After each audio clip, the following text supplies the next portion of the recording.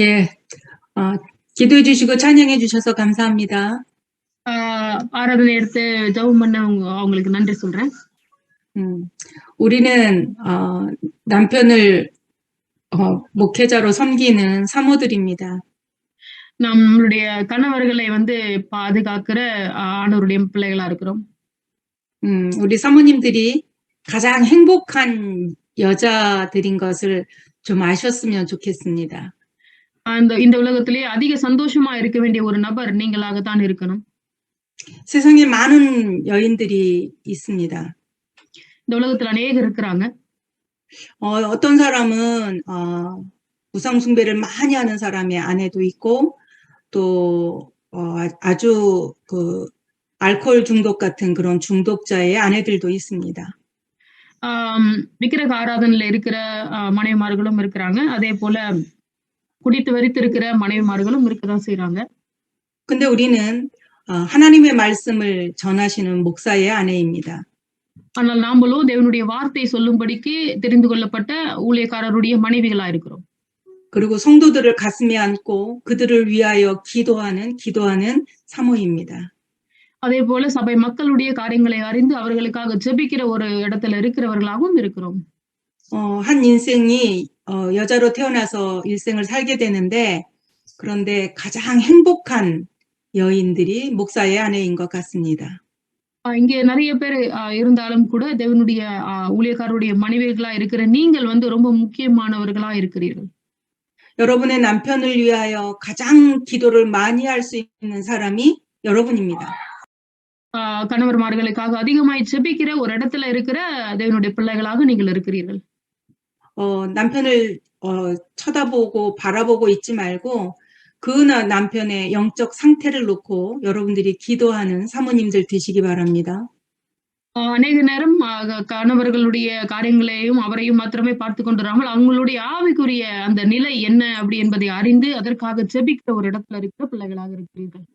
이 땅에 있는 모든 남자들이 여자의 아내의 말을 듣지 않습니다. இந்த உலகத்தில் இருக்கிற கணவர்மார்கள் மனைவிமார்களுடைய வார்த்தைகளை கேட்காதவர்களா இருக்கிறாங்க. 당신이 이거 틀렸어. 이렇게 고쳐. 이렇게 말해서 듣는 남자는 이 땅에 없습니다. இது தப்பா இருக்குது அப்படின்னு சொல்லி சொல்லும் பொழுது அது சரி நான் செஞ்சுக்கு மாத்திக்கிறேன்னு சொல்ற கணவர்கள் நிறைய கிடையாது. 여러분이 교회에서 예배 드리면서 왜 그렇게 설교가 이상해? 설교가 잘못됐어 라고 말해서 듣는 목사님은 이 땅에 없습니다. பிரசங்கம் செய்யும் போது ஏன் இது வித்தியாசமா இருக்குது தவறா இருக்குது அப்படின்னு சொல்லி சொல்லும் பொழுது கூட சரின்னு சொல்லி ஏற்றுக்கொள்கிறவர்கள் கிடையாது. 그래서 우리는 생각나는 거, 느끼는 것, 이 모든 것들을 기도와 연결하시면 됩니다. அதனால நாம் வந்து சிந்திக்கிற காரியத்தையோ இல்ல வந்து நம்மளுடைய யோசிக்கிற காரியத்தையோ வந்து ஜெபத்துல மாற்றுகிற ஒரு பிள்ளைகளாகவே இருக்கிறோம். 설교를 막 이상하게 한다. 그러면 하나님 지금 성령으로 역사하시고 말씀을 잘 전하는 그런 목사님 되게 해주세요. 그렇게 기도하시면 되는 거예요. ஒரு பிரசங்கம் பண்ணிக்கொண்டே இருக்க வேளையில ஏதோ தப்பா இருக்கணும் போது உடனே கண்களை மூடி பரிசுத்த ஆவியானவரை அவருக்கு உதவி செய்யும் ஜெபிக்கிற அப்படிப்பட்ட ஒரு இடத்துல நீங்கள் இருக்கு. 여러분을 막 무시하면서 이상한 짓을 하는 그런 목사님이 계시면 하나님 내 남편 속에 하나님의 나라가 충만하게 임해서 행복한 그런 평안한 마음을 주세요라고 기도하시면 됩니다. உங்களுடைய வார்த்தையை கேட்காமல் அவங்க வந்து தள்ளி தன்னுடைய சுயத்துல செய்யும் பொழுது பரிசுத்த ஆவியானவரே உங்க ராஜ்யத்தை என் கணவருடைய மேல வர பண்ணி அவர் உங்களுடைய சித்தத்தை செய்யும்படிக்கு ஏற்ற கிருபையில் அவருக்கு தாருங்கன்னு சொல்லி நம்ம ஜெபிக்கிற ஒரு இடத்துல இருக்கிறீங்க. 남편들은 아내의 말에 의해서 움직이는 게 아니라 성령께서 역사하셔야 바뀌어집니다. தேவனுடைய ஊழியக்காரர்கள் வந்து மனைவிமார்களுடைய பேச்சை கேட்கறதுனால வந்து நகர்கிறவர்கள் அல்ல, தேவனுடைய வார்த்தையின்படி பரிசுத்தாவினுடைய சித்தத்தின்படி செய்கிற பிள்ளைகளாக இருக்கிறபடினால 우리 남편이 남들 볼 때는 굉장히 착하고 아주 젠틀한 사람입니다. என்னோட கணவர் வந்து ரொம்ப பாக்குறதுக்கே ரொம்ப சமாதானம் உள்ளவரா இருப்பார், அமைதியா இருப்பார், பாக்குறதுக்கே ரொம்ப ஜென்டிலா இருப்பார். 어느 날 성도가 나한테 물었어요. 사모님은 참 행복하시겠어요. 목사님 같은 분이랑 살아서 행복하시겠어요. 이렇게 말했습니다. சபையில ஒருத்தவங்க என்ன பார்த்து கேட்டாங்க, "இந்த மாதிரி ஒரு போதகரோட மனைவியா இருக்கிறீங்களே, நீங்க எவ்வளவு சந்தோஷமா இருக்கிறீங்க. ரொம்ப பார்க்க நல்லா இருக்கு" அப்படின்னு சொன்னாங்க. 내가 그 성도한테 얘기했습니다. 당신 남편하고 우리 목사님하고 바꿔서 일주일만 살아볼래요? 이렇게 말했어요. இந்த அப்போ நான் உடனே சொன்னேன், "ஓகே 1 வாரம் மட்டும் உங்க உங்க வீட்டுக்காரர இங்க அனுப்பிட்டு இந்த இந்த வீட்டுக்காரர நீங்க அங்க வச்சு பாருங்க. அப்போ உங்களுக்கு தெரியும்" அப்படின்னு சொன்னேன். 당신은 그냥 일반 사람이랑 사니까 술 안 마시고 집에 와서 잘하면 행복한 아내가 될 것입니다. ஆம், அதாவது கணவர் வந்து குடிச்சிட்டு அந்த மாதிரி இல்லாம அழகா வீட்டுக்கு வர ஒரு கணவர் இருக்கிறத நினைச்சா நீங்க ரொம்ப சந்தோஷப்படணும். 근데 나는 목사의 아내이기 때문에 내 남편이 기도를 게을리하거나 성경 보는 일을 게을리하거나 이렇게 뭐 TV를 보거나 이러면 나는 못 견디게 많이 힘이 든다고 얘기를 했습니다. அப்ப அவங்க கிட்ட நான் சொன்னேன், அவர் வந்து குடிச்சிட்டு வர்றப்ப உங்களுக்கு கஷ்டமா இருக்கும்.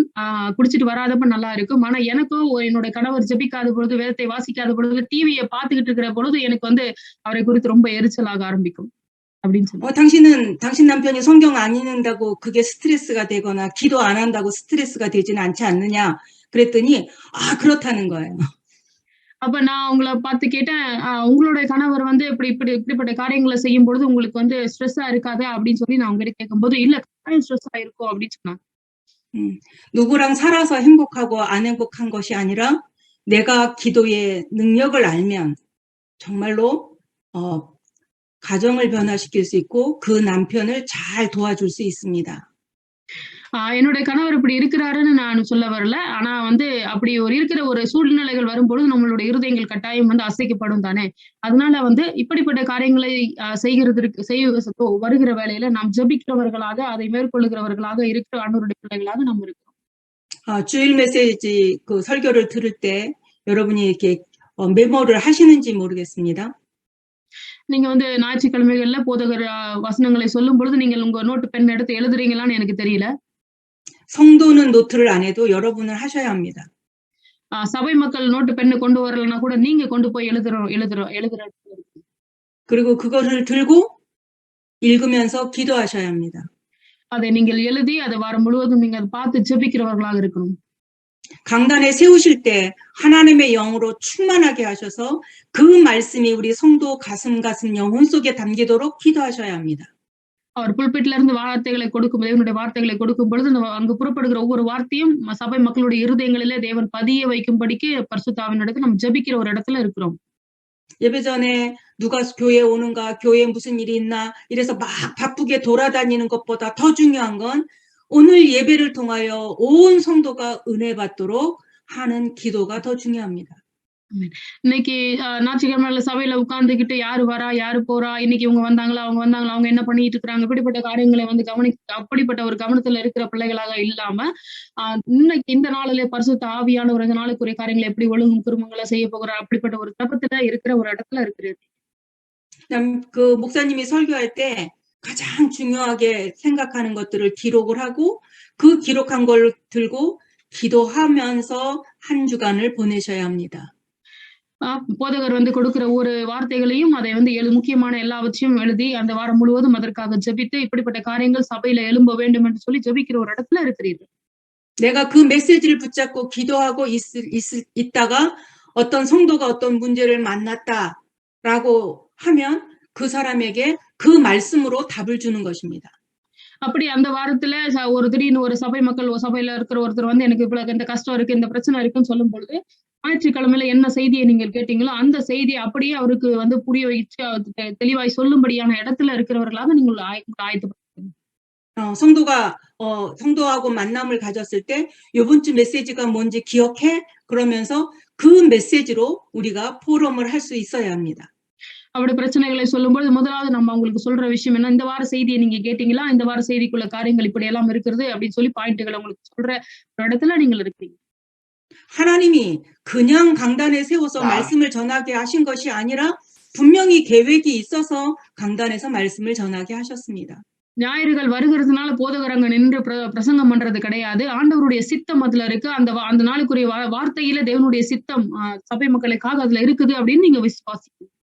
이 사실을 우리가 안다면 우리는 예배 시간을 생명처럼 여길 수 있어야 합니다. இந்த சத்தியத்தை நீங்கள் அறிஞ்சிருப்பீங்கன்னா, ஆராதனை என்பது எவ்வளவு ஒரு முக்கியமான ஒரு தருணம் அப்படின்பதையும் நீங்க உணர ஆரம்பிப்பீங்க. 창세기 1장 27절, 28절에 하나님은 하나님의 형상대로 사람을 창조하셨습니다. நீங்க ஆதியாகமத்துல 1ஆம் அதிகாரம் 27, 28ல வாசிக்கும் பொழுது தேவன் மனிதர்களை வந்து அவருடைய சாயலாக உண்டாக்கினார்னு சொல்லி பார்க்கிறோம். 이 말은 인간은 하나님을 예배하는 존재로 만드셨다는 뜻입니다. ஆண்டவர் மனிதனை வந்து தேவனை ஆராதிக்கும்படியான ஒரு இடத்துல இருக்கிற பிள்ளைகளாக படைத்திருக்கிறார் என்பதை அறிந்திருக்கிறோம். 하나님을 예배할 때 가장 행복하고 가장 힘이 있는 것입니다. தேவனை நம்ம ஆராதிக்கும் பொழுது ஒரு மிகுந்த பலனும் மிகுந்த தைரியம் நமக்குள்ள உண்டாகிறதா இருக்கிறது. 하나님의 말씀을 받을 때 그것이 생명처럼 여겨지는 사람이 그 복을 받도록 되어 있습니다. தேவனுடைய வார்த்தை நம்ம இடத்துல வரும்பொழுது அதை ஜீவனை போல பிடித்துக் கொள்ளுகிற ஜனங்கள் ஆசீர்வாதமான ஜனங்களா இருப்பார். 하나님을 떠나 있는 인간을 구원하시기 위해서 하나님이 독생자 예수 그리스도를 우리에게 보내셨습니다. இந்த விழுந்து போன ஜனங்களை காப்பாற்றும்படிக்கு இரட்சகராக இயேசுவை இந்த உலகத்துக்கு தேவன் அனுப்பினார்.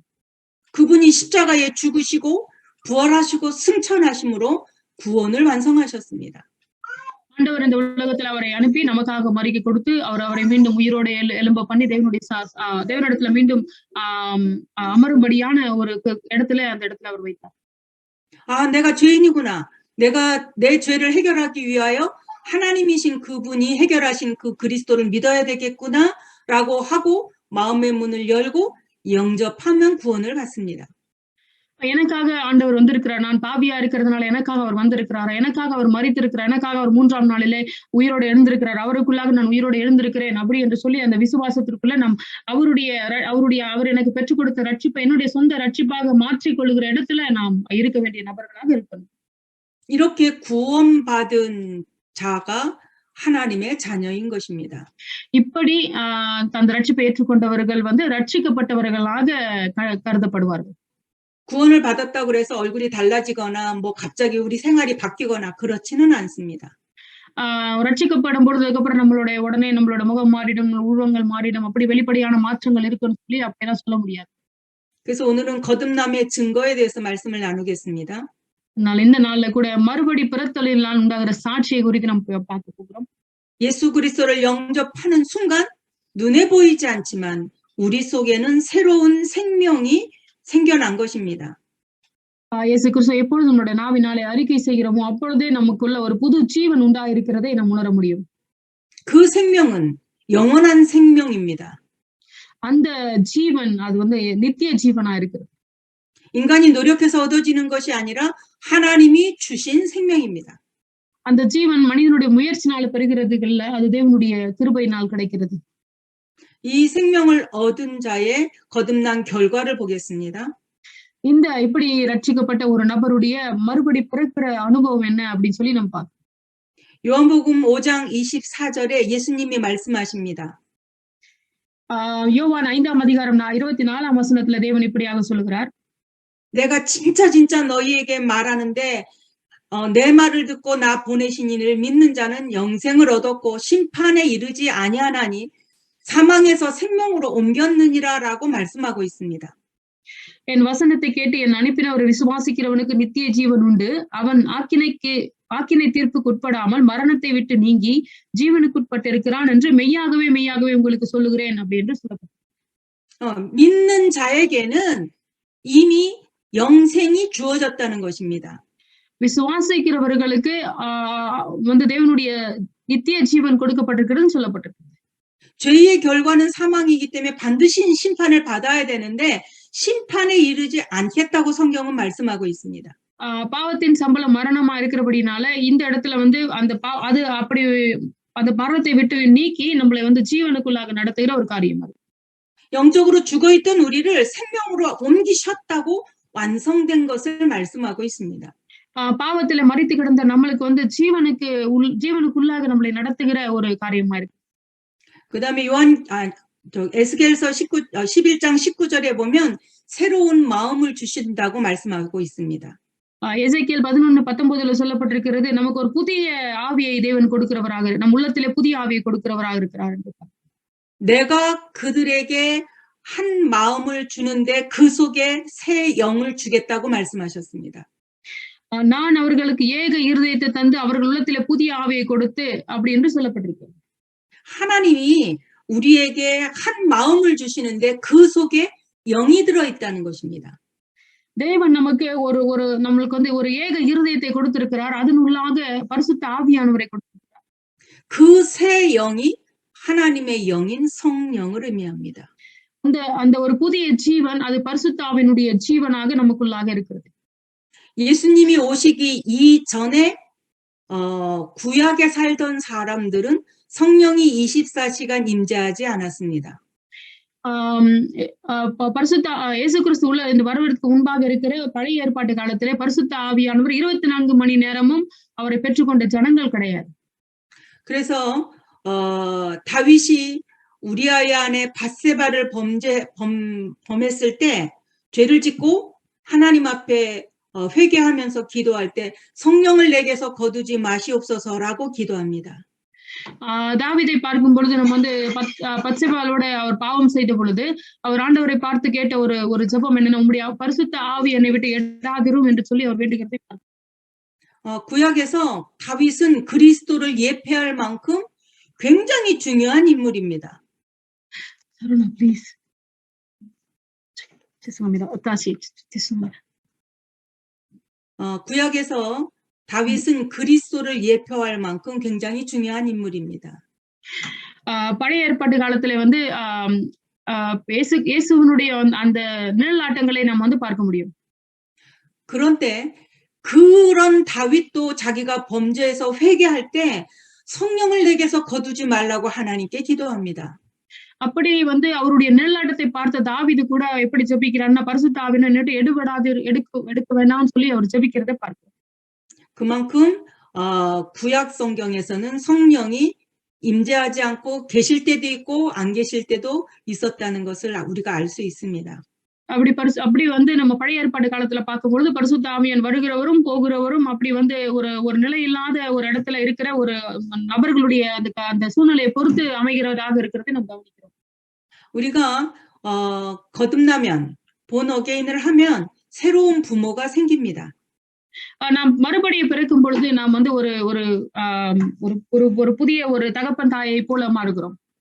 로마서 8장 14절 15절 말씀을 읽어주시기 바랍니다. உங்களுக்காக நான் ரோமர் 8ஆம் அதிகாரத்துல 14-15 நான் வாசிக்கிறேன். என்னோட கூட வேதத்தை வச்சிருக்கீங்க, திருப்பிங்க. ரோமர் 8:14-15. மேலும் எவர்கள் தேவனுடைய ஆவியினாலே நடத்தப்படுகிறார்களோ அவர்கள் தேவனுடைய புத்திரராய் இருக்கிறார்கள். அந்தபடி திரும்பவும் பயப்படுகிறதற்கு நீங்கள் அடிமைத்தனத்தின் ஆவியை பெறாமல் அப்பா பிதாவே என்று கூப்பிட பண்ணுகிற புத்திர சுவிகாரத்தின் ஆவியை பெற்றிருக்கிறீர்கள். 네, 우리가 이제는 무서워하는 종 마귀의 영을 받지 아니하고 양자의 영을 받아서 하나님을 아빠 아버지라고 부릅니다. நாம் பிசாசினுடைய இந்த பயப்படுகிறதற்கு மீண்டும் அடிமைத்தனத்தின் ஆவியை பெறாதபடிக்கு நாம் அப்பா பிதாவே என்று அழைக்கப்படுகிற புத்திர சுவிகாரத்தின் ஆவியை பெற்றிருக்கிறோம். 내가 하나님을 아빠 아버지라고 부르는 것만큼 행복한 것이 없습니다. நாம் தேவனை வந்து அப்பா பிதாவே என்று கூப்பிடுகிறது அப்படி ஒரு பெரிய மகத்துவமான அந்த மகிழ்ச்சியான ஒரு காரியங்கள் நம்மளுடைய வாழ்க்கையில் இருக்கு. 하나님을 아빠 아버지라고 부르는 사람은 하나님이 가지고 있는 모든 것들을 상속할 수 있는 권세도 있는 것입니다. ஆண்டவரை வந்து அப்பா பிதாவே என்று சொல்லி கூப்பிடுகிற அப்படி ஒரு சந்தோஷத்துல வந்து தேவனுடைய எல்லாவற்றையும் பெற்றுக்கொள்கிற ஒரு இடத்துல நாம் இருக்கிறவர்களாக இருக்கிறதை கவனிக்கிறோம். 우리 생각 속에 있는 나쁜 것 중에 이것도 없고 저것도 없고 이것도 모자라고 저것도 모자란다고 하는 모든 생각들을 오늘 다 없애버리기 바랍니다. இந்த நாள்ல கூட இது சரியில்லை அது சரியில்லை இது இருக்குது அது இல்லை அப்படின்னு சொல்லி குழப்பமான இருக்கிற உங்களோட சிந்தைகள் எல்லாம் ஆண்டவருடைய நாமத்தினால எல்லாம் இந்த நாள்ல மாறும்படிக்கு நான் கேட்கிறேன். 하나님은 천지를 창조하신 창조주가 되십니다. ஆண்டவர் இந்த உலகத்தை படைத்த படைப்பாளியாக இருக்கிறார். 창조주 하나님이 내 아빠입니다. அப்படி படைத்த தேவன் என்னுடைய தகப்பனாக இருக்கிறார், அப்பாவாக இருக்கிறார். 우리는 그래서 부족한 게 없는 사람들입니다. அதனால நாம் எந்த குறையும் இல்லாத இருக்கிறவர்களாக இருக்கிறோம். 내가 육적으로 돈이 조금 없을 수 있습니다. சரீர பிரகாரமா சில நேரம் பண தேவைகள் நமக்கு இருக்கதான் செய்யும். 그러나 돈을 가진 자가 가질 수 없는 영적인 풍성한 은혜를 내가 가진 자입니다. ஆனால் பணக்காரர்களை விட அவர்கள் வைத்திருக்கிற பணத்தை விட நாம் வைத்திருக்கிற இந்த உறவு மகத்துவானதா இருக்குது. 여러분, 영적인 이 은혜를 누리는 자는 육적으로 많이 가지고 불행한 사람을 살릴 수 있습니다. ஆவிக்குரிய இந்த உறவில நிலைத்திருக்கிற ஆண்டவருடைய பிள்ளைகள் அநேகரை ரட்சிக்கக்கூடிய இடத்துல இருக்கிறார். 정말로 부자를 만나보셨습니까? உண்மையிலேயே நீங்க ஒரு வசதியான ஒருத்தரை நீங்க சந்திச்சிருக்கீங்களா? 나는 부자를 여러 번 만나봤습니다. நான் பணக்காரர்களை நிறைய நேரம் சந்தித்திருக்கிறேன். 근데 전도 현장에 있으면 그런 사람을 만날 수밖에 없습니다. நீங்க வந்து சுவிசேஷத்தினுடைய அந்த ஃபீல்டுல இருக்கும்போது இப்படிப்பட்ட ஜனங்களை சந்திக்க முடியாமல் இருக்க முடியாது. 한 7, 8년 전에 만났던 한 사람이 있습니다. ஒரு 18 வருஷத்துக்கு முன்னாடி சந்திச்ச ஒரு நபர் இருக்கிறார். 그땐 우리나라가 생수를 판매하지 않는 그런 시절이었습니다. அந்த நேரத்துல வந்து பாத்தீங்கன்னா எங்களுடைய நாட்டுல வந்து இந்த தண்ணி வந்து விக்கிற பாட்டில் தண்ணி வந்து விற்க மாட்டாங்க. 근데 자기는 우리나라에서 나는 물은 더러워서 못 먹기 때문에 미국령인 괌에서 매일 비행기로 물을 실어다가 먹는다고 했습니다. அவர் வந்து இந்த நாட்டுல இருக்கிற தண்ணி வந்து ரொம்ப அழுக்கா இருக்குது அப்படின்னு சொல்லிட்டு அமெரிக்கா தேசத்துல இருக்கிற ஒரு இடத்துல இருந்து வரக்கூடிய அந்த தண்ணீரை அவர் வாங்கி குடிக்கிறத நான் பார்த்திருக்கேன். 그럼 매일 비행기로 물을 실어다 먹을 정도의 집안이면 행복해야 되지 않습니까? அப்படி தினமும் ஏர்பிளைன்ல வந்து தண்ணியை வாங்கி குடிக்கிற ஒரு நபர் எவ்வளவு சந்தோஷமா இருக்கணும்? 안 행복하더라고요. ஆனா பாத்தீங்கன்னா அவர் சந்தோஷமா இல்ல. 숨을 마음대로 쉴 수가 없어요. ஆனா சொல்ல முடியாத அளவுக்கு அவருக்கு பிரச்சனைகள் இருந்தது. 우리는 가난해도 숨 쉬는 거 아무 문제가 없잖아요. நம்ம பணம் இல்லாத இருந்தாலும் கூட நமக்கு அப்படிப்பட்ட பிரச்சனைகள் இல்ல தானே. 근데 이 사람은 공기가 더러워서 자기가 숨을 쉬면 금방 죽을 것 같은 생각에 숨을 제대로 못 쉬는 거예요. அவருக்கு வந்து சுவாச பிரச்சனை இருந்ததுனால ஒரு கரியோட வாசனையை கூட அவரால் ஏற்றுக்கொள்ள முடியாத அளவுக்கு பிரச்சனை. 그 사람에게 복음을 전하고 영접하게 되었습니다. அப்படிப்பட்ட ஒரு நபருக்கு தேவனுடைய சத்தியத்தை சொல்லி அவர் வந்து தேவனை அறிக்கை பண்ணுகிற ஒரு இடத்துல ஆண்டவர் வைத்தார். 근데 그 사람이 고백을 했어요. 이렇게 편안하게 숨을 쉬어본 게 몇 년 만인지 모르겠다고. அவர் அப்போ ஆண்டவரை ஏற்றுக்கொள்ளும் பொழுது சொன்னாரோ, இந்த சுவாசிக்கிறது இவ்வளவு நல்லா இருக்கா அப்படின்னு இப்பதான் நான் உணர்கிறேன்னு சொல்லி அவர் வந்து அறிக்கை செய்தார். 여러분, 돈이 없고 환경이 안 된다고 내가 없다라는 생각을 버리시기 바랍니다. எனக்கு பணம் இல்ல, என்னுடைய சூழ்நிலை அது இல்ல அப்படின்னு சொல்லி இருக்கிற உங்களுடைய எண்ணங்களை நீங்கள் வந்து தூக்கி போடுங்க. 창조주 되신 하나님이 나의 아빠가 되십니다. இந்த உலகத்தை படைத்த சர்வவல்லமையுள்ள தேவன் எனக்கு அப்பாவாக இருக்கிறார் என்பதை விசுவாசிங்கள். 그래서 없는 것이 아니라 내가 누리지를 못하는 것입니다. இல்லை என்பது அல்ல, நான் அதை வந்து என்னுடைய அனுபவத்திலே கொண்டு வராமல் இருக்கிறேன். 뿐만 아니라 복음 안에 있으면 복음 안에 있는 모든 사람이 형제가 되는 것입니다. அதுபோல இந்த சுவிசேஷத்திற்குள்ளாக இருக்கிற எல்லாருமே நம்மளுடைய சகோதர சகோதரிகளாக இருக்கிறோம். 그래서 우리는 복음 안에 있는 교회 안에 있는 모든 자들을 형제요 자매라고 부르는 것입니다. அதனாலதான் வந்து சபையில இருக்கிறவர்களையும் நம்மளோடு இருக்கிறவர்களை சகோதர சகோதரிகளாக நாம் பார்க்கிறோம். 고린도서 5장 17절 말씀을 읽어주시기 바랍니다. உங்களுக்காக 2 கொரிந்தியர் 5:17 வாசிக்கிறேன். என்னோட திருப்பிக்கங்க. 2 கொரிந்தியர் 5:17. இப்படி இருக்க ஒருவன் கிறிஸ்துவுக்குள் இருந்தால் புது சிருஷ்டியா இருக்கிறான், பழையவைகள் ஒழிந்து போயின, எல்லாம் புதிதாயின. 예, 누구든지 그리스도 안에 있으면 새로운 피조물이라고 말씀하십니다. யாரா இருந்தாலும் ஒருத்தவங்க வந்து கிறிஸ்துவுக்குள்ள இருந்தாங்கன்னா புது சிருஷ்டியாக இருக்கிறாங்க அப்படின்னு சொல்லி வேதம் நமக்கு சொல்லுது. 이전 것 지나갔으니까 너는 새로운 것이라고 말씀하고 있습니다. உங்களோட பழைய விஷயங்கள் எல்லாம் மாறி போயிருக்கு, இதுக்கப்புறம் நீங்கள் ஒரு புதிய ஜீவனுக்குள்ளாக போகிறீங்கன்னு சொல்லியிருக்கு. 내가 남들보다 공부를 좀 못했을 수도 있습니다. நான் மற்றவர்களை விட படிக்க திராணி அற்றவர்களாக இருக்கிறவர்களாக இருக்கலாம். 남들처럼 좋은 학교를 못 다녔을 수도 있습니다. மற்றவர்களை காட்டி நல்ல ஒரு காலேஜ்ல இடத்துல படிக்க முடியாத ஒரு நபராகவும் இருக்கலாம். 아니면 옛날에 내가 제대로 신앙생활을 못하고 우상숭배를 했었을 수도 있습니다. என்னால வந்து தேவனுடைய உறவுல சரியா இருக்க முடியாதபடி இருக்கிறவர்களாகவும் இருக்கலாம். 혹은 내가 실수를 해서 많은 죄를 지었을 수도 있습니다. ஒரு கட்டத்துல வந்து பாவம் செய்கிற ஒரு நபராக அதிக பாவத்திற்குள்ள விழுகிற ஒரு நபராகவும் இருக்கலாம். 그런데 성경은 이전 것, 옛날 것 지나갔으니 너는 새로운 피조물이라고 우리에게 말씀하고 계십니다. ஆனால் வேதம் நம்மளை பார்த்து சொல்லுகிற காரியம் என்ன? அதெல்லாம் பழசு. அது இன்னைக்கு இது வந்து நீ புதிய சிருஷ்டியாக இருக்கிறாய் அப்படின்பதை நமக்கு உணர்த்துகிறது. 내가 구원받았다는 것은 하나님 안에서 새롭게 태어났다는 것을 의미합니다. நான் ரட்சிக்கப்பட்டேன் என்பதற்கான அர்த்தம் தேவனுக்குள்ளாக நான் புதிதாக மாறிக்கொண்டிருக்கிறேன் என்பதற்கான அர்த்தமாகும். 그래서 우리가 과거의 상처를 발판으로 삼고 앞을 향하여 갈 수 있어야 합니다. அதனால நான் வந்து பழைய காரியங்கள் எல்லாவற்றையும் பாதத்துல போட்டு மிதித்து விட்டு அதுக்கப்புறம் வருகிற புதிய ஜீவனுக்குள்ளாக பிரவேசிக்கிறதுக்கான காரியங்களை செய்யவர்களாக நம்ம இருக்கணும்.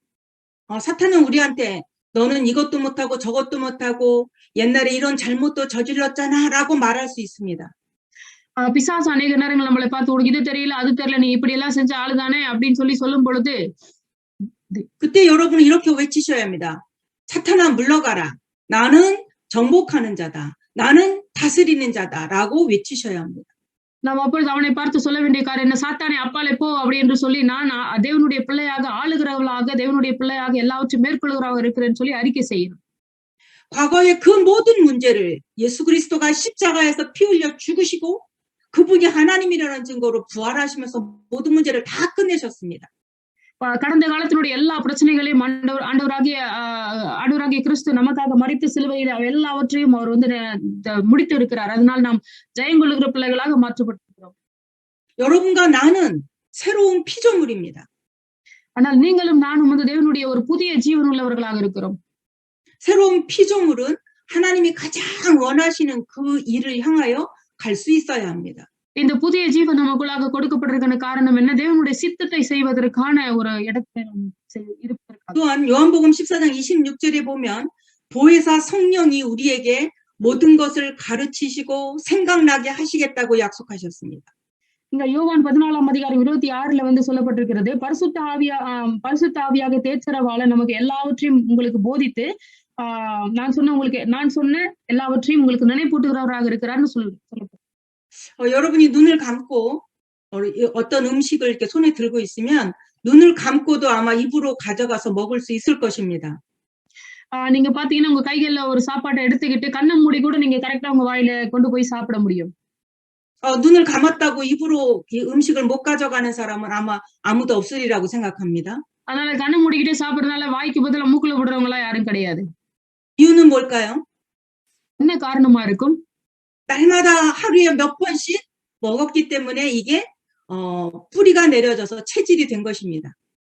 ஏன் சொன்னாக்கா தினம் தினம் நாம் அப்படியாக சாப்பிடுகிறோம்ல அது நமக்கு வந்து பழகி போய் அது தன்னை அறியாமலே என்னோட கை வந்து என்னோட வாயை நோக்கி போகிறத நம்ம கவனிக்கணும்.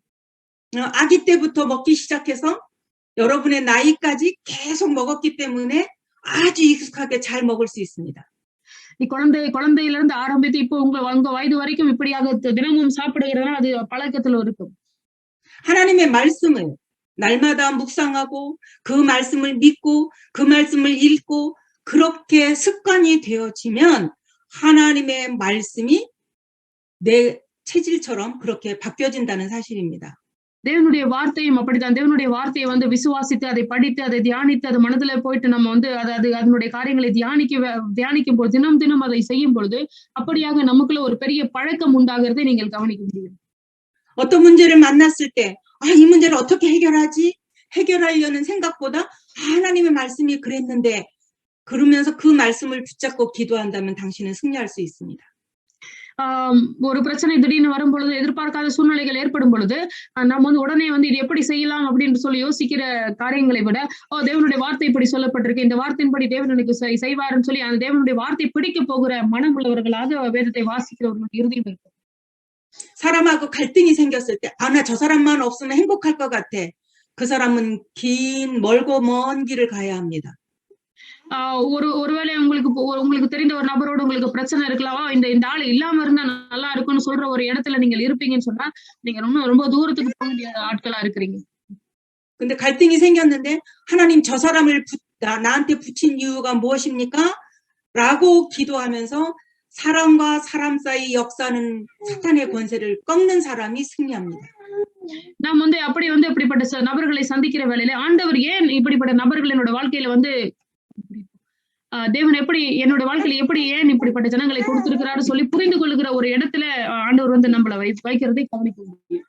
분명히 사단이 우리에게 불신앙을 가져다 줄 것입니다. இந்த பிரச்சனைகள் எல்லாம் பிசாசு கொண்டு வர்றதுக்கான காரணம் என்ன? அவிவிசுவாசத்தை நம்முடைய இருதயத்துல விதைக்கிறதுக்காக. 근데 성령이 우리가 그 불신앙을 꺾기만 하면 응답으로 인도하십니다. ஆனால் வேதம் இப்படிப்பட்ட அவிசுவாசத்தை நம்மளிடத்திலிருந்து நீக்கி கிரியை செய்கிறதாக இருக்கிறது. 우리에게 어떤 사람이 말씀을 전해주거나 전도를 하거나 이런 사람을 보면 우리가 귀하게 여기게 됩니다.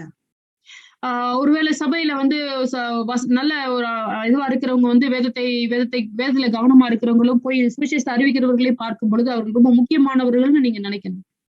성령이 역사하셔야 하나님의 말씀을 증거하고 성령이 역사하셔야 복음을 증거하게 되어 있습니다. அப்படி பண்ணுகிறவர்கள் வந்து பரிசுத்த ஆவியினோட உதவி இல்லாமல் இவனுடைய வார்த்தையோ இல்ல வந்து அவரை அறிக்கை பண்ணுகிற இடத்துலயோ இருக்க முடியாதனால அவர்கள் முக்கியமானவர்களாக இருக்கிறார். 이제는 구원을 받았다. 그 말은 내 이름이 하늘나라 생명책에 기록되었다는 것을 의미합니다. அப்ப நான் ரட்சிக்கப்பட்டிருக்கிறேன் அப்படி என்பதற்கான சாட்சி என்ன? பரலோகத்துல ஜீவ புஸ்தகத்தில் என்னோட பெயர் எழுதப்பட்டிருக்கிறதை விசுவாசிக்கிறோம். 우리가 현장에서 새 가족을 만나서 새 가족을 양육할 때 네 이름이 이제는 천국에 기록되어 있어. 그래서 너는 지옥에 가지 않고 하나님 나라에 갈 거야라고 분명하게 가르쳐야 합니다. நம்மளுடைய ஃபீல்டுல வந்து ஒரு நபரை தேவனுக்குள்ளாக நடத்தப்படுகிற ஒரு புதிய நபரை பார்க்கும் பொழுது அவர்களுக்கு நீங்கள் சொல்ல வேண்டிய விஷயம் உங்களுடைய பெயர் பரலோகத்துல ஜீவ புஸ்தகத்துல எழுதப்பட்டிருக்கிறது அப்படின்னு சொல்லி அவர்களுக்கு சொல்லிக் கொடுக்கணும். 세상의 부모가 중요하지만 너의 진정한 아빠는 하늘에 계신 아버지 하나님이셔라고 또 우리가 분명하게 가르쳐야 합니다.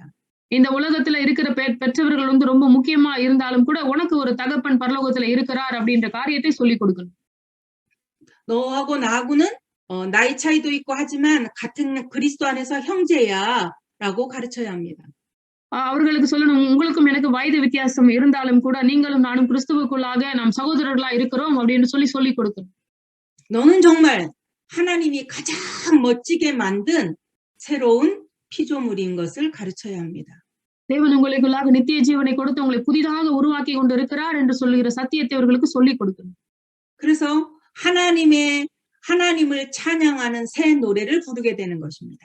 அதனால்தான் அப்படி பண்ணும் பொழுது தேவனை ஆராதிக்கிற பாடல்கள் அவர்களோடு கூட நம்ம சேர்ந்து பண்ணணும். 불신자에게 영접을 하고 그분하고 말씀을 나누기 시작을 했습니다. ஒரு புதிய தேவனை அறிகிற ஒரு புதிய நபரோடு கூட நாங்கள் வார்த்தைகளை ஷேர் பண்ண வேண்டிய இடத்துல இருந்தோம். 근데 이제 이 사람에게 찬송가를 가르쳐야 되겠는데 찬송가를 하나도 모르니까 그래서 어메이징 그레이스를 가지고 그 찬송가를 같이 부르기 시작을 했습니다. அப்போ அந்த நபருக்கு வந்து நாங்கள் ஆராதனை சொல்லி கொடுக்கணும் பார்த்தா அவருக்கு எந்த பாட்டுமே தெரியல. அதனால நாங்கள் வந்து அமேசிங் கிரேஸ் அப்படின்ற அந்த பாடலை வந்து திரும்ப உங்களுக்கு சொல்லிக் கொடுக்க ஆரம்பித்தோம். 그리고 이제 한 곡을 아주 쉬운 것을 선택해서 두 곡을 같이 불렀습니다. கொரியன்ல இருக்கிற அந்த ரொம்ப சுலபமா இருக்கிற 2 அந்த ஸ்டான்ஸாஸ் அவங்களுக்கு சொல்லிக் கொடுத்தோம். 그리고 이제 예수님의 이름으로 기도를 했는데 이 사람이 아멘을 안 하는 것입니다. நாங்கள் வந்து அப்படி அவர்களுக்கு வந்து ஆண்டவருடைய பெயர்ல வந்து ஜெபத்தை சொல்லிக் கொடுக்கும் பொழுது அவர் வந்து ஆமென்னு அவருக்கு வாயில வரவே இல்லை. 그래서 우리가 하나님 앞에 기도하는 내용을 이렇게 기도하고 편지를 보낼 때 우표를 보내는 것처럼 예수님의 이름으로 기도한다고 하면 너는 아멘이라고 하는 거야라고 가르쳤습니다.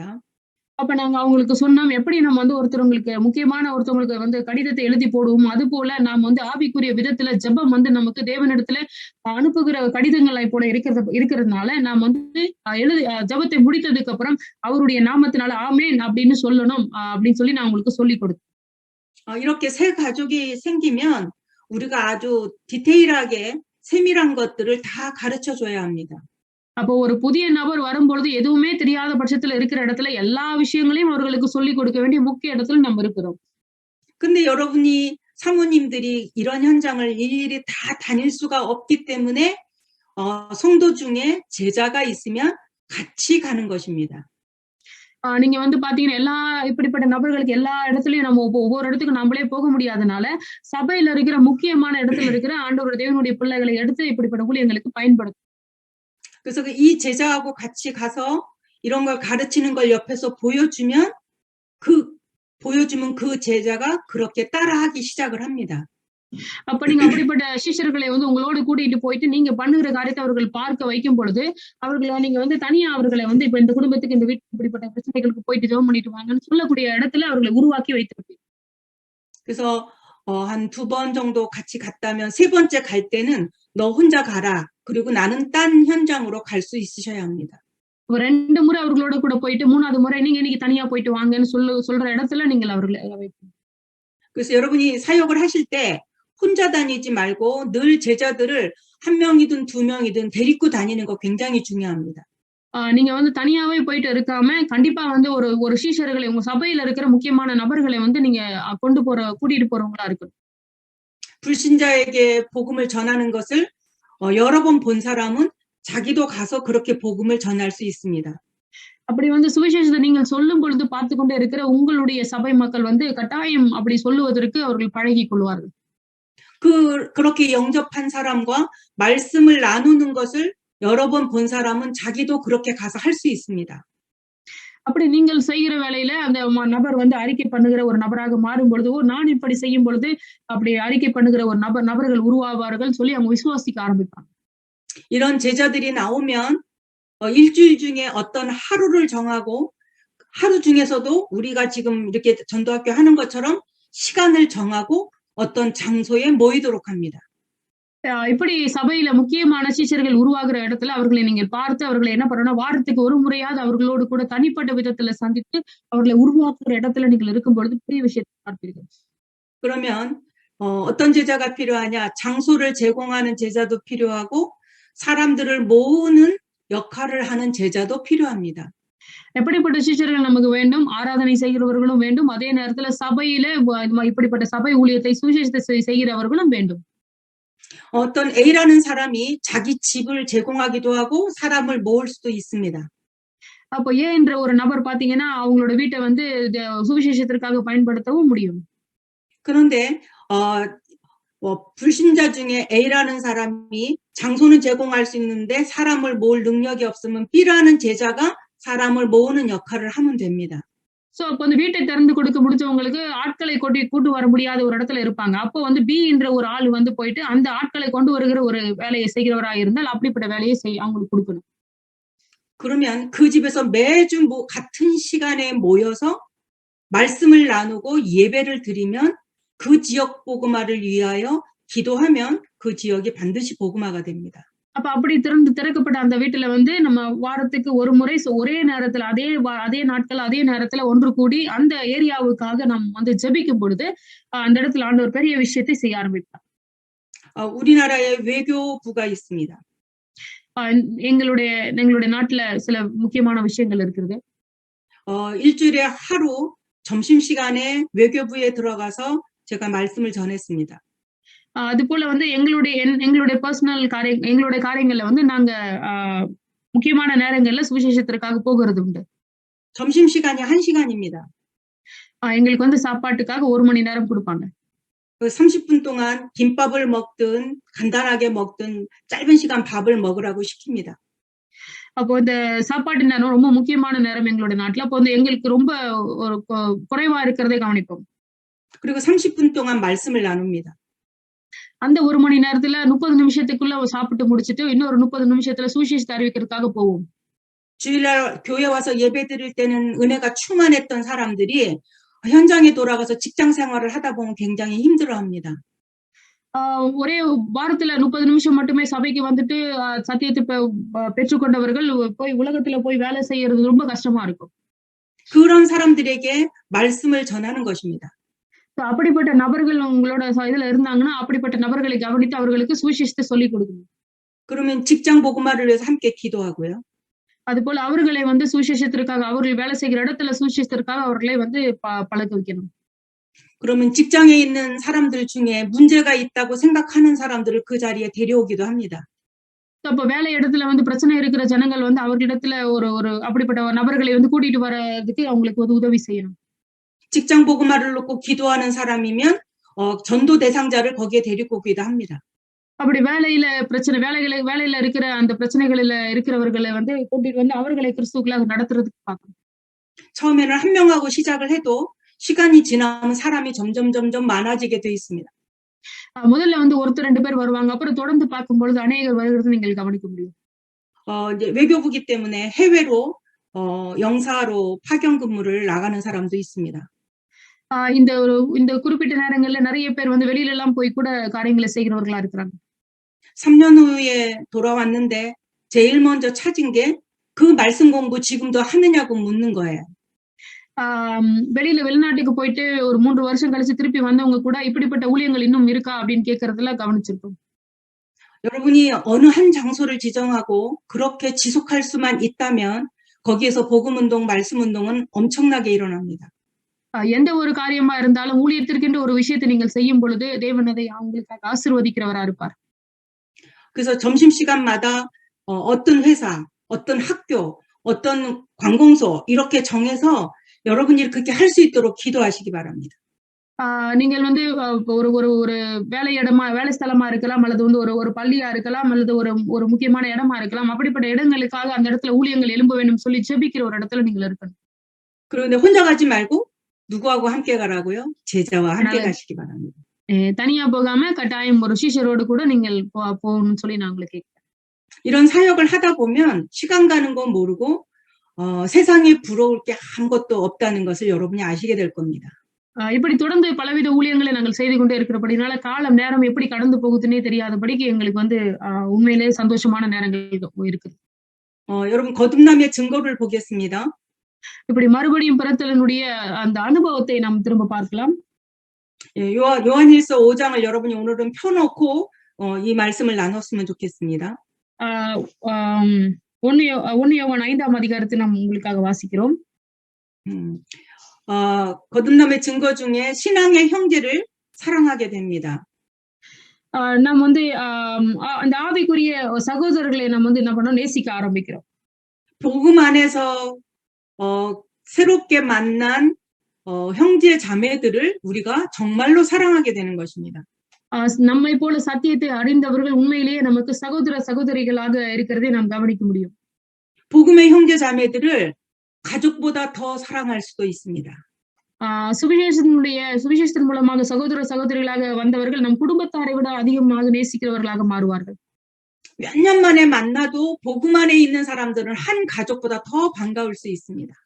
எத்தனை வருஷத்துக்கு முன்பாக சந்தித்திருந்தாலும் சரி, அந்த சுவிசேஷத்தை அறிந்தவர்கள் நம்மளோடு கூட ரொம்ப குடும்பத்தை விட நெருக்கமானவர்களாக இருப்பார்கள். 그래서 현장에서 우리 새가족들한테 신앙 안에 형제를 그렇게 사랑할 수 있게 되기를 가르쳐야 합니다. அதனால வந்து சபை மக்களுக்கிட்ட அப்படிப்பட்ட ஒரு அன்பை சகோதரத்துவத்தை வந்து நம்ம வந்து சொல்லிக் கொடுக்கிறவர்களாக இருக்கணும். 그리고 하나님의 말씀에 순종하는 것도 가르쳐야 합니다. அதே போல வந்து தேவனுடைய வார்த்தையை வந்து நம்ம வந்து கற்பனைகளை கைக்கொள்ளும்படியாகவும் ஜனங்களுக்கு சொல்லிக் கொடுக்கணும். 말씀을 내가 지키려고 노력하는 것이 율법이고 종교입니다. தேவனுடைய வசனத்தை வந்து அப்படியே படிச்சு கடைபிடிக்கணும்னு நினைக்கிறது வந்து அது வந்து மத ரீதியான ஒரு காரியமா இருக்குது. 안식일을 기억하여 거룩하게 지키라는 말씀 십계명이 있습니다. தேவனுடைய வார்த்தையை வந்து பிடித்து நடக்கணும் அப்படின்னு கற்பனைகளை கைக்கொள்ளுங்க அப்படின்னு சொல்லி இருக்கிற வசனங்கள் உண்டு. 우리는 안식일을 지키지 않고 이제 주일을 지키고 있는데 주일 예배 가는 것이 즐거운 것이 정상입니다. நாம் வந்து சனிக்கிழமையில் ஆராதிக்கிறவர்களாக அல்ல, ஞாயிற்றுக்கிழமையில் ஆராதிக்கிறவர்களாக இருக்கிறோம். 벌써 주일이 왔어. 또 가야 되겠네. 그 사람은 주일날 예배 드리는 게 굉장히 힘듭니다. அப்ப இந்த 7ஆம் நாள் அந்த ஆராதனைக்குரிய நாள் வரும் பொழுது அவங்க வந்து திரும்ப ஞாயிற்றுக்கிழமை வந்துருச்சா அப்படின்னு சொல்லி வருத்தப்பட்டு போறவங்களும் இருக்கிறாங்க. 우리가 조그만 교회였을 때인데 주일 예배에 나오는 네 가족이 있었습니다. நாங்க சின்ன சபையா இருந்த பொழுது எங்களுடைய சபைக்கு வருகிற 4 குடும்பங்கள் இருந்தாங்க. 신기한 것은 축도가 끝나면 그 가족이 바람같이 사라지는 거예요. ஜபம் முடிந்த உடனே காற்று போல ஒரு சில குடும்பங்கள் ஓடி போகிறதை கவனித்திருக்கிறேன். 이 사람들은 도대체 예배가 끝나면 왜 이렇게 빨리 없어지지? 그래서 개인적으로 물어봤습니다. அப்ப நான் கேட்டேன், என்ன இது சபை முடிஞ்ச உடனே காற்று போல ஓடி போயிடுறாங்களே என்னன்னு சொல்லி விசாரிச்சேன். 근데 재밌는 대답을 했어요. அப்ப ஒரு ரொம்ப இன்ட்ரெஸ்டிங்கான ஒரு பதில் அவங்க சொன்னாங்க. 차 트렁크에 놀러 갈 것을 잔뜩 싣고 교회를 온다는 거예요. அவங்க வந்து காரோட ட்ரங்க்ல பின்னாடி வந்து போய் வெளியில போய் விளையாடுறதுக்காக அநேக காரியங்கள வந்து வச்சிருக்காங்க. 예배를 안 드리고 놀러러 가면 차가 뒤집어질 것 같아서 예배를 드리고 간다는 거예요. அப்படி வந்து சபைக்கு வராம நாங்க வந்து விளையாடுறதுக்கு போயிட்டோம்னா எங்களுக்கு ஏதாவது ஆயிடும் அப்படின்னு சொல்லி நான் நம்புறதுனால சபைய முதல்ல பண்ணிட்டு அதுக்கப்புறம் போலான்னு நாங்க வெயிட் பண்ணுவோம். 성도들 중에 이렇게 생각하는 사람들이 진짜 많이 있습니다. இப்படி சபை மக்கள் மத்தியில தவறான அண்டர்ஸ்டாண்டிங்ல இருக்கிறவங்க இருக்கிறாங்க. 어느 날 어떤 성도 제자한테 전화가 왔는데 우리 아이를 위해서 기도해 주세요라고 부탁을 하더라고요. சபை மக்களிடத்திலிருந்து ஒருத்தவங்க வந்து என்னோட பிள்ளைக்காக ஜெபிக்கும்படிக்கு கேட்டுக்கிட்டாங்க.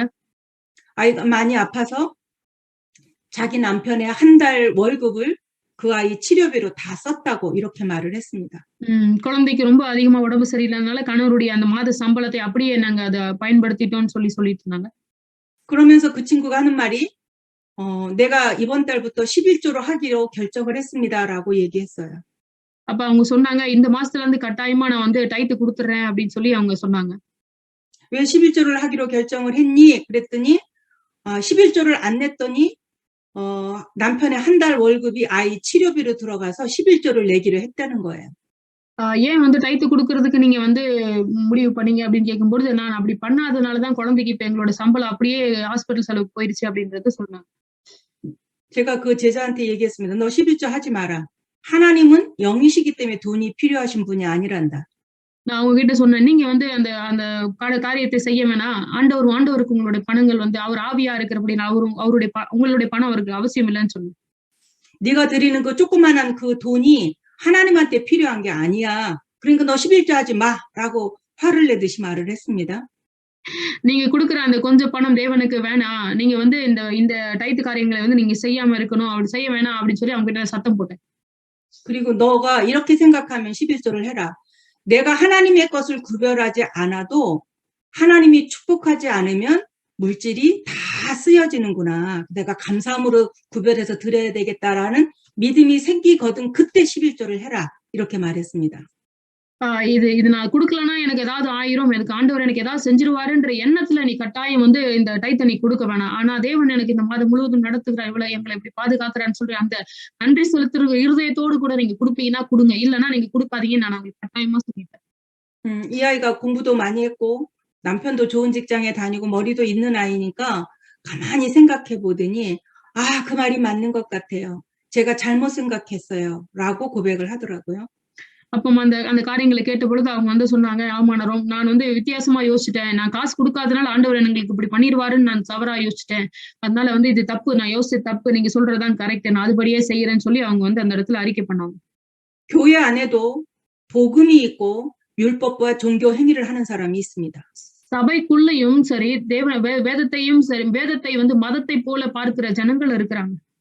내가 모든 것을 복음으로 재해석해야만 성도들에게 복음을 가르칠 수 있습니다. அதனால்தான் சுவிசேஷத்தின் அடிப்படையில என்னுடைய காரியங்கள் எல்லாம் அமைந்தால் மட்டுமே என்னுடைய சபை மக்களுக்கு அப்படிப்பட்ட சுவிசேஷத்தின் அடிப்படையில காரியங்களை சொல்லிக் கொடுக்க முடியும். 말씀을 우리가 즐거운 마음으로 순종할 수밖에 없는 그런 사람이 되어야 합니다. அதாவது சத்தியத்தை வந்து சந்தோஷத்துடன் கூடிய இருதயத்தோடு ஏற்றுக்கொள்ளுகிற ஜனங்கள் நம்மளுடைய சபையில எழும்பணும். 예수 믿는 게 너무 행복하고 너무 감사하면 예배하는 시간이 기다려져야 정상입니다. தேவனுடைய சத்தியத்தை கேட்டு அதுபடி வந்து நடக்கிற ஜனங்கள் வந்து அதுல வந்து சந்தோஷமா இருக்கிறது மாத்திரமல்ல சபை முடிந்ததும் சற்று நேரம் இருந்துட்டு போகிற நபர்களாக இருக்கணும். 그리고 이제 구원의 확신이 있어야 합니다. அதனால்தான் வந்து இந்த இப்படிப்பட்ட மறுபடி பிறக்கிறதுக்கான அனுபவத்தை உடைய ஜனங்கள் அப்படியாக இருப்பார்கள். 요한일서 5장 11절 12절의 말씀을 읽어주시기 바랍니다. 여러분이. 네. உங்களுக்காக வந்து 1 யோவான் 5ஆம் அதிகாரம் 10ஆம் வசனத்தையும் 11ஆம் வசனத்தையும் உங்களுக்கு நான் 11ஆம் வசனத்தையும் 12ஆம் வசனத்தையும் உங்களுக்காக வாசிக்கிறேன். தேவன் நமக்கு நித்திய ஜீவனை தந்திருக்கிறார். அந்த ஜீவன் அவருடைய குமாரனில் இருக்கிறது என்பதே அந்த சாட்சியாம்.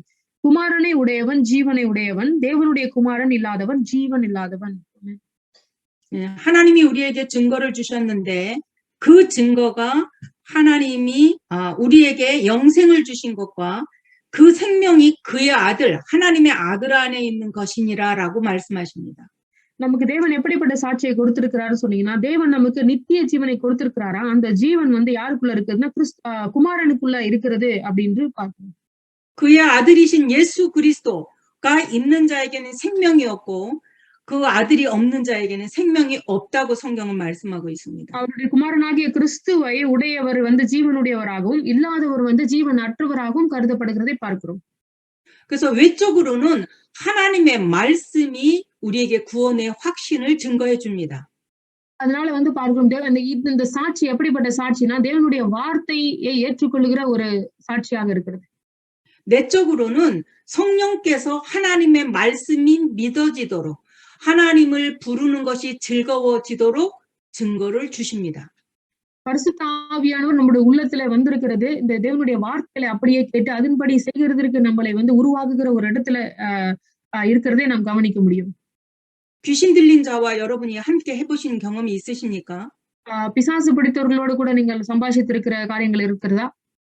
아이들 중에 찬송을 부르면 귀를 막는 아이들이 있습니다.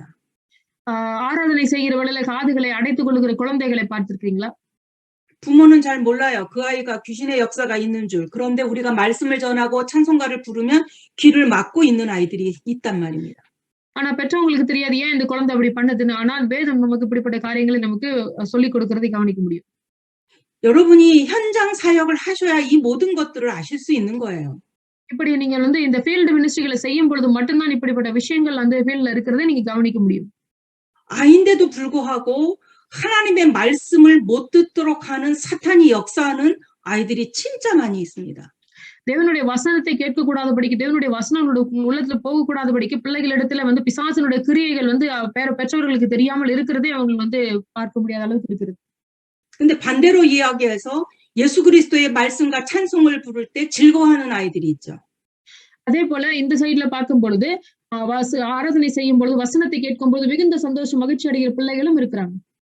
우리는 이 두 가지를 보면서 사탄을 꺾고 하나님의 사람에겐 생명의 말씀을 주어서 길러내야 합니다.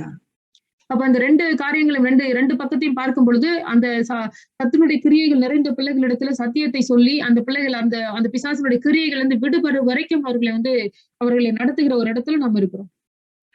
또 영적으로 연약해서 막 시달리는 정신 문제가 있는 사람이 있을 수 있습니다. அதே போல இன்னொரு சைடு இந்த ஆவிக்குரிய விதத்துல பலவீனமா இருக்கிறவர்கள் வந்து மன ரீதியான பிரச்சனைக்குள்ளாக மாட்டிக்கொண்டு இருக்கிறவங்களும் நிறைய பேர் இருக்கிறாங்க. 굉장히 예민해서 아주 신경질적인 사람도 있습니다. ரொம்ப கவலைகளை பட்டு ரொம்ப எல்லாத்தையும் குறித்து கவலைப்பட்டு இருக்கிற ஜனங்களும் இருக்கதான் செய்யறாங்க. 그런데 그 사람이 구원받은 사람인데 그럴 수 있어요. ஆனால் பாத்தீங்கன்னா அவங்க வந்து ரட்சிக்கப்பட்டிருப்பாங்கன்னு சொல்லுவாங்க. ஆனா அப்படிப்பட்ட ரட்சிக்கப்பட்டவர்களுக்குள்ள இப்படிப்பட்ட காரியங்கள் இருக்கிறது தான் ஆச்சரியமான விஷயம். 그러면 그 사람에게 확신을 심어 주셔야 합니다. அப்ப அப்படிப்பட்ட நபர்கள் மத்தியில நம்ம என்ன பண்ணணும்? திரும்பவும் அந்த அறிக்கை எடுக்கிற காரியத்தை அவர்களுக்கு சொல்லிக் கொடுக்கணும். 오늘 찬송가 부르고 예배할 때 당신 마음이 평안했냐 이렇게 물어보시면 돼요. அதனால நீங்கள் ஆராதிக்கும் பொழுது தேவனுடைய வசனத்தை கேட்கும் பொழுது உங்களுடைய இருதயம் எப்படி இருக்குன்னு சொல்லி சில நேரம் நம்ம கேள்வி கேட்கணும். 평안했다고 말하면 당신 속에 성령이 있습니다라고 말씀해 주셔야 돼요. நல்லா இருந்துச்சு சமாதானமா இருந்துச்சுன்னு சொல்லும் பொழுது பரிசுத்த ஆவியானவர் உங்களுக்குள்ள இருக்கிறார் அப்படின்னு சொல்லணும். 근데 그게 자꾸 안 믿어질 것 같으면 나랑 오늘 다시 한번 영접 기도를 하자 이렇게 말씀하시면 좋습니다. அப்படி இல்ல எனக்கு கஷ்டமா ஒரு மாதிரி இருந்துச்சு அப்படின்னு சொல்லும் பொழுது அவர்களிடத்துல மீண்டும் அவரை அறிக்கை செய்கிற அறிக்கையின் ஜெபத்தை சொல்லிக் கொடுக்கணும். 영생을 얻는 영접은 인생에 단 한 번입니다. நித்திய ஜீவனை பெறுகிறது ஒரே ஒரு முறைதான் நம்மளோட வாழ்வில். 근데 오늘 그 사람하고 영접하는 것은 그 인생의 주님이 주인 되도록 영접 기도를 해주는 겁니다. இப்ப நாம் அவர்களோடு கூட செய்கிற ஜெபம் எப்படின்னா தேவனை வந்து தன்னுடைய சொந்த ரட்சகராக தன்னுடைய சொந்தக்காரராக தன்னுடைய வாழ்க்கையினுடைய முக்கிய நபராக ஏற்றுக்கொள்கிற ஒரு அறிக்கை ஜெபமாக இருக்கு. 주인이 되신다는 건 굉장히 중요한 겁니다. நமக்கு எஜமானனாக சொந்தக்காரராக மாறுகிறது ரொம்ப முக்கியமான விஷயம். 우리는 순간순간 내가 주인이라서 내 인생을 내 마음대로 살려고 합니다. நிறைய நேரத்தில் நான் வந்து நாம என்ன செய்வோம்னு சொன்னா நிறைய நேரத்தில் நமக்கு நாம எஜமான்களாக மாறிடுகிற சூழ்நிலைகள் இருக்கிறது. 그때마다 예수 그리스도를 나의 인생의 주인으로, 생각의 주인으로 모시는 거 괜찮습니다. அந்த நேரத்துல நாம் திரும்பவும் அறிக்கை ஜெபத்தை செய்து திரும்பவும் தேவனை ஆண்டவரை நம்மளுடைய இருதயத்துல வரும்படிக்கு வேண்டிக் கொள்கிற அந்த ஜெபத்தை நாம் செய்யணும். 그래서 이렇게 연약한 자들에게 영접을 할 때는 구원과 상관없이 주인으로 영접한다는 것을 가르쳐주고 그렇게 하시면 좋습니다. அதனால வந்து இப்படி ஆவியிலே பலவீனப்பட்டு ஆவியிலே வந்து ஆவிக்குரிய வாழ்க்கையில பலவீனப்பட்டு இருக்கிறவர்களுக்கு ரட்சிக்கப்பட்டார்கள் அப்படின்ற ஏற்கனவே ரட்சிக்கப்பட்டிருக்காங்களே அப்படின்றதை தாண்டி அவர்களுக்கு திரும்பவும் ஆண்டவருக்கு தேவனை எஜமானனாக ஏற்றுக்கொள்கிற அந்த ஜபத்தை அவர்களுக்கு சொல்லிக் கொடுக்கும். 내가 내 안에 성령이 계시는 거를 이제는 알기 시작하면 그 사람에게 확신이 하나 생기는 게 있는데 그게 기도 응답의 확신입니다. எனக்குள்ளாக ஆண்டவர் இருக்கிறார், நான் ரட்சிக்கப்பட்டு இருக்கிறேன்னு சொல்ற ஒரு நபருக்குள்ளாக இருக்கிற ஒரு முக்கிய அடையாளம் என்ன அப்படின்னு சொன்னா ஜபத்திற்கான பதில். 요한일서 5장 15절에 보면 그를 향하여 우리가 가진 바 담대함이 이것인데 그의 뜻대로 무엇을 구하면 들으신다고 말씀하고 있습니다.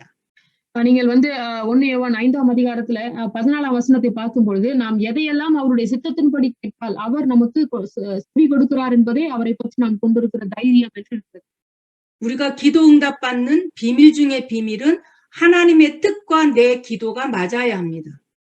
நம்ம கேட்டுக்கொண்டிருக்கிற சத்தியத்துல வந்து பாத்தீங்கன்னா எல்லா ரகசியங்களும் இருக்கிறது. அந்த ரகசியத்தினுடைய முக்கியமான ரகசியம் வந்து ஜெபத்தினுடைய பதில். 하나님의 소원은 다른 하나님의 예정된 다른 사람에게 복음을 전해서 생명을 얻는 것이 하나님의 소원입니다. அந்த ஜெபத்தினுடைய பதிலுக்கு நாம் தேவனுடைய சித்தம் என்னதென்று நாம் அறிந்திருக்கிற ஒரு நபராக இருக்கணும். 그것 때문에 건강도, 그것 때문에 돈도, 그것 때문에 공부도 다 필요한 것입니다. இந்த ரகசியத்தின் மத்தியில ரகசியமா இருக்கிற தேவனுடைய சித்தத்தை அறிவதற்கு நாம் வந்து சில காரியங்களை செய்யணும். 범죄하는 사람이 건강하면 그 건강 가지고 더 많이 범죄합니다. பாவம் செய்து பாதிக்கப்பட்ட ஒரு நபர் பாத்தீங்கன்னா அவர் வந்து திரும்ப சரியாயிட்ட பிறகு திரும்பவும் அந்த பாவத்தை செய்கிறவராக தான் இருப்பார். 범죄하는 사람이 머리가 좋고 공부를 많이 하면 그것 가지고 더 많은 사람을 고통스럽게 합니다. பார்க்கும்போது சட்டங்களை ஏற்படுத்துகிற அப்படிப்பட்ட நல்லா படிச்சவங்க இருப்பாங்க. அப்படியும் பாத்தீங்கன்னா அந்த சட்டத்தை வந்து தவறாக பயன்படுத்தி பிறரை பாதிப்புக்குள்ளாக நடத்துகிற நபர்களும் இருப்பாங்க. 그러나 복음 가진 우리가 건강하고 우리가 돈이 있고 우리가 머리가 있고 하면 그거 가지고 복음 증거에 사용하는 것입니다. சரீர பிரகாரமாக வந்து நல்லா இருக்கிறவங்க இன்னும் வந்து சரீர பிரகாரம் பாவங்களை செய்வாங்க. அதே போல வந்து இப்படிப்பட்ட ஜனங்களும் இருக்கிற மத்தியில சுவிசேஷத்தை உடைய ஜனங்கள் நாம் எப்படியாக இருக்கணும். 그래서 기도를 가르치실 때 너희는 먼저 그의 나라와 그의 의를 구하라라고 말씀하십니다. அப்படி சுவிசேஷத்தை உடைய ஜனங்களுக்கு நாம் சொல்லிக் கொடுக்கிற முக்கியமான விஷயம் என்னன்னா மற்ற விஷயங்களை தாண்டி தேவனுடைய நீதியும் அவருடைய ராஜ்யத்தையும் தேடும்படியான ஒரு காரியத்தை அவர்களுக்கு சொல்லிக் கொடுக்கும். 이것 주세요, 저것 주세요, 저것 주세요가 아니라 하나님의 나라가 내게 임하게 하옵소서. 그렇게 기도하시기 바랍니다. இதை எனக்கு கொடுங்க ஆண்டவர், அதை கொடுங்கன்னு சொல்லி நாம் கேட்கிறதை விட தேவனுடைய ராஜ்யம் என் மேல வரணும் அப்படின்னு சொல்லி கேட்கிற ஜெபம் ஒரு முக்கியமான ஜெபமா இருக்கு. 하나님의 나라가 임하면 사단의 권수는 무너지게 되어 있습니다. தேவனுடைய ராஜ்யம் நம்ம மேல வரும் பொழுது பிசாசினுடைய கிரியைகள் வந்து உடைபடுகிறதா இருக்கு. 그래서 너희는 먼저 그의 나라와 그의 의를 구하면 모든 것을 다 주시겠다고 약속하셨습니다. அதனால்தான் தேவனுடைய ராஜ்யத்தோட நீதியை நாம் தேடும் பொழுது மற்ற எல்லாம் கூட கொடுக்கப்படும் என்று வேதத்தில் நமக்கு சொல்லப்பட்டது. 그래서 기도 응답의 확신은 우리들에게도 필요하고 새 가족에도 매우 필요한 것입니다. அப்ப ஜெபத்தினுடைய பலன், தேவனுடைய சித்தத்தை அறிந்த ஜெபத்தினுடைய பலன் வந்து நமக்கு மாத்திரமல்ல தேவனை அறிந்த புதிய ஆத்துமாக்களுக்கு ரொம்ப அவசியமா இருக்கிறது. 성령이 내 안에서 역사하시면 범죄의 자리에 갔어도 우리가 곧 회개하고 돌아오게 되어 있습니다. நாம் வந்து இந்த இப்படிப்பட்ட சத்தியத்தை அறிந்து பரிசுத்த ஆவியானவருக்குள்ள இருந்தாலும் சில நேரம் விழுந்து போகிற சூழ்நிலைகள் வந்தாலும் திரும்பவும் எழுந்துக்கக்கூடிய பலத்தை நமக்கு அது கொடுக்கும். 예수 그리스도가 내 인생의 주인이 되시면 믿음으로 살아갈 수 있도록 나를 인도해 가십니다. என்னோட வாழ்க்கையின் சொந்தக்காரராக ஆண்டவர் மாறும் பொழுது அவர் வந்து என்னுடைய வாழ்க்கை வந்து மாற ஆரம்பிக்கும். 그래서 우리는 갈라디아서 2장 20절을 같이 읽었으면 좋겠습니다. நாம் இப்பொழுது கலாத்தியர் 2ஆம் அதிகாரம் 20ஆம் வசனத்தை சேர்ந்து வாசிப்போம். கலாத்தியர் 2:20 கிறிஸ்துவே கூட சிலுவையில் அறையப்பட்டேன், ஆயினும் நான் அல்ல, கிறிஸ்துவே எனக்கு பிழைத்திருக்கிறார். நான் இப்பொழுது மாம்சத்தில் பிழைத்திருக்கிறதோ என்னில் அன்பு கூர்ந்து எனக்காக தம்மை தாமே ஒப்பு கொடுத்த தேவனுடைய குமாரனை பற்றும் விசுவாசத்தினாலே பிழைத்திருக்கிறேன். 내가 그리스도와 함께 십자가에 못 박혀 나는 다 죽었습니다. நான் சிலுவையிலே கிறிஸ்துவோடு கூட நான் வந்து அறையப்பட்டிருக்கிறேன். 이제는 그리스도가 십자가에서 부활하셔서 사신 것처럼 내가 그리스도 안에서 새롭게 사는 것입니다. எப்படி அவர் சிலுவையிலே மரித்து 3ஆம் நாள்ல உயிரோடு எழுந்திருந்தாரோ, அதே போல நானும் உயிரோடு கூட எழுந்திருந்த அனுபவத்திற்குள்ளாக வாழ்கிறவளாக இருக்கிறேன். 그래서 내가 이제 살아가는 것은 나를 사랑하사 나를 위하여 자기 몸을 버리신 하나님의 아들을 믿는 그 믿음 안에서 사는 것입니다. இப்ப நான் ஒருத்தரை நேசிக்கிறேன், அன்பு கூறுகிறேன் என்பதற்கான அர்த்தம் அந்த அன்புக்கு யாரை நான் அன்பு கூறுகிறேன் என்றால், தேவனுடைய குமாரன் எனக்காக ஒப்புக் கொடுக்கப்பட்ட அந்த தேவனுடைய குமாரன் மேலே அன்பு கூறுகிறவர்களா இருக்கேன். 우리가 가장 약한 것이 있는데 그 사람의 자존심을 건드리면 폭발을 해버립니다. இப்போ ஒரு நபர் வந்து ரொம்ப பிரச்சனைக்குரிய ஒரு நபராக இருக்கும்போது அவரை சீண்டி விடும் பொழுது அது ரொம்ப ஒரு பெரிய பிரச்சனைக்குள்ளாக மாறுகிற ஒரு இடமாக மாறிடும். 아직도 내가 살아있다는 증거입니다. அதனுடைய அர்த்தம் என்ன? இன்னும் நான் வந்து சாகாமல் ஜீவனோடு இருக்கிறேன்னு அர்த்தம்.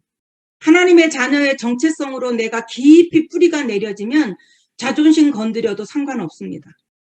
நாம் இந்த உயிர்த்தெழுதலோடு கூட நான் அந்த ஆழமாய் நான் பதிந்திருப்பேன், அதை உணர்ந்திருப்பேன் அப்படின்னு சொன்னா யார் என்ன பிரச்சனை பண்ணாலும் கூட எனக்கு வந்து என்ன அது ஒண்ணுமே பண்ணாது. 그 사람이 나를 어떻게 평가하든 하나님이 나를 보시는 게 중요한 것입니다. அப்ப என்ன தோணும்னா மற்றவர்களை என்ன பண்றதை விட தேவன் என்னை பார்த்து கொண்டிருக்கிறார் அப்படின்ற காரியம் மாத்திரமே என்னோட சிந்தையில இருக்கும். 여러분이 정말로 하나님의 자녀된 하나님의 종된 그 정체성을 꼭 기억하시기 바랍니다. உண்மையிலே நீங்கள் வந்து நாள்ல கூட தேவனுடைய பிள்ளைகளாய் நாங்கள் இருக்கிறோம். தேவனுடைய பிள்ளை அப்படின்ற அடையாளத்தை குறித்து நீங்கள் அதிக தியானம் செய்கிறவர்களா இருக்கும்.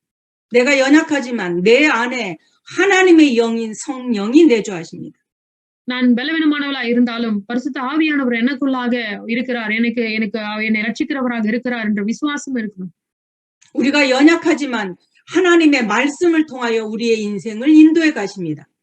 நான் பலவீனமானவளா இருந்தாலும் தேவனுடைய வார்த்தையின் மூலமாக என்னுடைய வாழ்க்கையை நடத்துகிற ஒரு நபராக ஆண்டவர் என்னை வைத்திருக்கிறார். 우리의 목표가 하나님의 소원인 전도와 선교에 있어야겠습니다.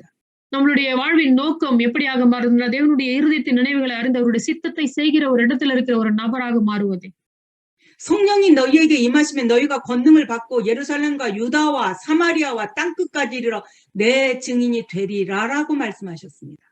நீங்க பார்க்கும்போது அப்போஸ்தலர் 1:8 சொல்லப்படுற பரிசுத்தாவின் உங்களிடத்துல வரும்பொழுது நீங்கள் பலனடைந்து இந்த பூமியினுடைய கடைசி பரியந்தம் எருசலேமிலும் சமாரியாவிலும் யூதேயாவில் எல்லா இடத்திலும் வந்து நீங்க சாட்சிகளா இருப்பீர்கள் என்று சொல்லப்பட்டது. 땅끝까지 내가 복음의 증인이 되려고 노력하는 것이 아니라 되어지도록 만들어 주시는 분이 하나님이십니다. பூமியின் கடைசி பரியந்தம் சுவிசேஷத்தை சொல்ல முயற்சி பண்ணுகிறது அல்ல, அப்படி செய்வதற்கு அவர் வந்து உதவி செய்வார் என்று சொல்லப்படுகிறதை கவனிக்கும். 이 말씀을 내가 언약으로 붙잡으면 이 말씀의 증인이 되실 것입니다. இப்படிப்பட்ட சத்தியத்தை நாம் உணர்ந்து நாம் சாட்சிகளாய் வாழும்பொழுது நாம் வந்து அங்க சாட்சிகள் நம் உண்மையிலேயே அந்த மறுபடி பிறந்ததுனால சாட்சி உருவாகிறதை கவனிக்க முடியும். 여러분의 지역이 여러분 때문에 살아나기를 바랍니다. உங்கள் மூலமாக உங்களுடைய ஃபீல்டு வந்து ஜீவனோடு இருக்கும்படி நாங்கள் ஜெபிக்கிறோம். 여러분을 만나는 모든 사람들이 여러분 때문에 예수의 생명으로 거듭나고 치유되어지기를 원합니다. நீங்கள் சந்திக்கிற ஒவ்வொரு நபரும் கிறிஸ்துவனுடைய ஜீவன் இயேசு கிறிஸ்துவனுடைய ஜீவன் மூலமாக ஜீவன் அடையும்படிக்கு நான் கேட்கிறேன். 여러분을 통하여 인도 전역에 복음 운동, 말씀 운동이 일어나기를 원합니다. உங்கள் மூலமாக உங்களுடைய ஃபீல்ட்ல வந்து வார்த்தையின் மூலமாகவும் வார்த்தையின் மூலமாகவும் சுவிசேஷத்தின் மூலமாகவும் அந்த உங்களோட ஃபீல்டு ஜீவன் அடைய நான் ஜெபிக்கிறேன். 사도행전 1장 8절을 여러분이 언약으로 잡고 기도하시다 응답을 받으시기 바랍니다. அப்போஸ்தலர் 1:8 நீங்கள் உடன்படிக்கையாய் கொண்டு நீங்கள் தொடர்ந்து ஜெபிக்கும்படிக்கு நான் உங்களுக்காக கேட்கிறேன். 기도하겠습니다. ஜெபிக்கலாம். 하나님의 은혜를 감사를 드립니다. ஆண்டவருடைய கிருபையால் நன்றி செலுத்துகிறோம். 우리에게 복음을 주신 것을 감사를 드립니다. சுவிசேஷத்தை எங்களுக்கு கொடுத்ததற்காக நன்றி செலுத்துகிறோம். 복음이 날마다 우리 속에서 각인 뿌리 체질되어질 수 있도록 은혜를 베풀어 주옵소서. சுவிசேஷம் எங்களுடைய இருதயத்துல வேறு ஊன்றி அது எங்களுக்குள்ளாக ஒரு மாற்றத்தை கொடுக்கும்படியாக நாங்கள் ஜெபிக்கிறோம். 그래서 우리가 입을 열 때마다 생명들이 살아나는 역사가 일어나게 하옵소서. எங்களுடைய வாய்களை திறக்கும் பொழுதெல்லாம் ஜீவனுள்ள வார்த்தைகளும் ஜீவனை கொடுக்கிற ஒரு இடங்களா மாறுகிறதற்கான வார்த்தைகள் புறப்பட ஜெபிக்கிறோம். 사단의 종되어 우상을 섬기던 자들이 예수 그리스도의 이름으로 거듭나는 역사가 일어나게 하옵소서. பிசாசினுடைய கிரியைகளில மாட்டிக்கொண்டு தவித்துக் கொண்டிருக்கிற அநேகரை விடுதலை செய்யும்படியான இடத்துல இருக்கிறவர்களாக எங்களை வைத்து ஜெபிக்கிறோம். 사모님들의 교회에 제자들이 일어나게 하시고 그 제자들을 통하여 지역 복음화, 민족 복음화가 일어나게 하옵소서. போதலுடைய மனைவிகள் மூலமாக அநேக சீஷர்கள் எழும்பி அநேக இந்த மறுபடி பிறந்த சாட்சிகள் உருவாக நாங்கள் ஜெபிக்கிறோம். 하나님의 나라를 24시 구하며 보좌를 바라볼 수 있도록 은혜를 주시옵소서. தேவனுடைய ராஜ்யத்தின் மூலமாக 24 மணி நேரமும் அந்த தேவனுடைய உறவுல இருக்கக்கூடிய ஜபங்கள் செய்யக்கூடிய ஜனங்கள் எழும்ப ஜெபிக்கிறோம். 예수 그리스도의 이름으로 기도하옵나이다. 아멘. இயேசு கிறிஸ்துவின் மூலம் ஜெபிக்கிறோம் நல்ல பிதாவே. ஆமென். 아멘.